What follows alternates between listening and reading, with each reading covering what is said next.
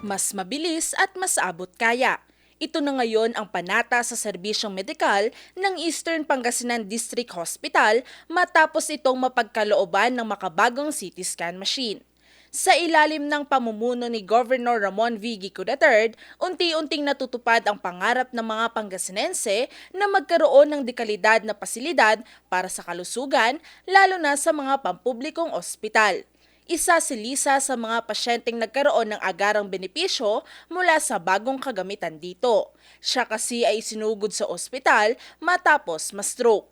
Bukod kay Lisa, isa rin si Maya mula naman sa bayan ng Tayug na isinugod sa ospital dahil sa mataas na blood pressure. Para sa mga tulad nila, ang pagkakaroon ng CT scan sa ospital ay isang malaking ginhawa. Dahil dito, hindi na kailangang gumastos ng malaki para sa transportasyon at mas mabilis na natutukoy ang sakit at tamang lunas sa kanilang kondisyon. Matapos ang maraming taon ng paghihintay, natupad na rin ang pangarap na magkaroon ng CT scan sa ospital sa ilalim ng administrasyon ni Governor Ramon V. Gico III. Pasalamat po ako kay Gov sa binigyan po kami ng ganito dito po. Hindi na po kami lalayo. Maraming salamat po, Gov, sa binigay niyong CT scan po. Maraming salamat po. Malaking tulong po sa amin po. Malaking bagay po na may CT scan na po tayo dito. Kasi hindi na kami kailangan lumabas, magandang pa.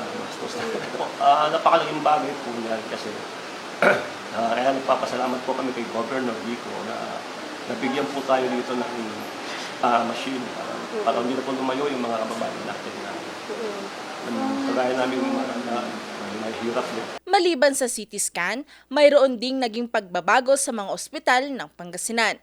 Tuloy-tuloy pa rin kasi ang mga isinasagawang modernisasyon sa 14 na provincial hospitals.